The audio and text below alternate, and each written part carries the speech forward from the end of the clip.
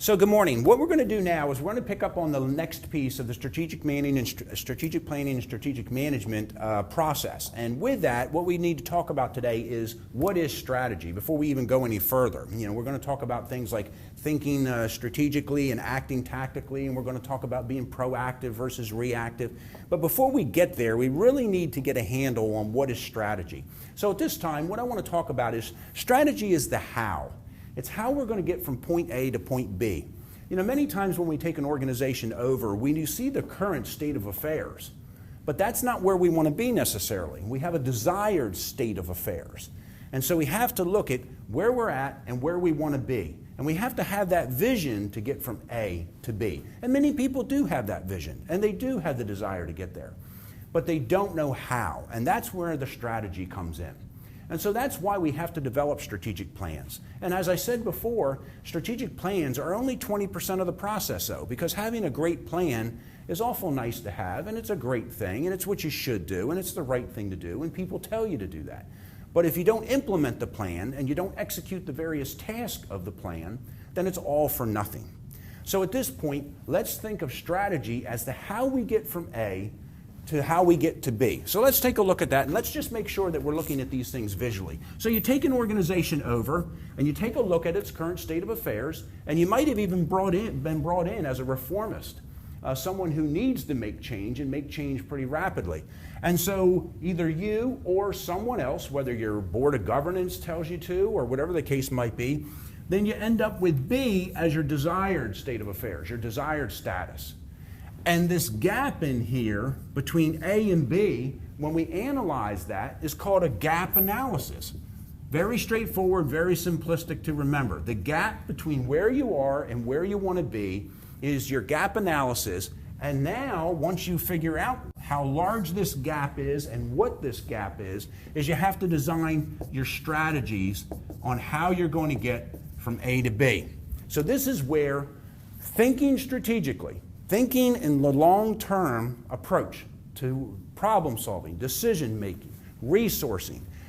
We think strategically, but as I said, you have to implement your plan, your strategic plan. So when you're implementing the strat plan, you are acting tactically. So we act tactically and we think strategically. And that's how you have to get this job done.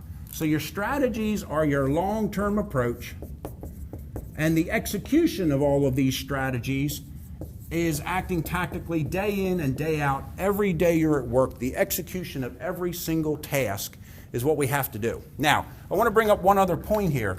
Many authors today always talk about you have to be proactive. You have to be proactive. And that's a very vogue term, and it's been around for 20 or 25 years now. And that's all they write about. So I think they've given people a mindset that if they react to anything, that they're doing something wrong, that they've made a mistake. And I want to quell that right now by saying that if you're not reactive in the business world today, then you're going to be out of business. And here's what I mean by that. When you think strategically and act tactically, while you're implementing your plan on a daily basis, you should be evaluating progress. You should be assessing how things are going. There's no way you can convince me that implementing an entire strategic plan for 365 days a year with hundreds or possibly thousands of employees, all kinds of external influences acting upon your organization, that you're not going to have to make changes. If you don't make changes, then you're going to become obsolete. You're going to become antiquated very, very quickly, because there's no way an entire strategic plan can be implemented perfectly for an entire year without making modifications on the fly and on the run. You have to. So in a nutshell, I want to reiterate by saying this. It's okay to react. You have to react to outside influences. You have to react to changes. You have to react to economic changes, changes in the law, changes in the political environment, changes in your workforce. The key to remember is don't change every day. Don't react or overreact every day, because if you do that, you get into what we call mission creep. What can happen is if you're reacting too much, or you're constantly putting fires out, you'll find that you're creeping away from your original mission. So here's the key. Develop your strategic plan based off of your gap analysis, based off of your vision for where the organization should be. Develop your strategic plan, implement the plan daily by executing all of the various tasks that are in there.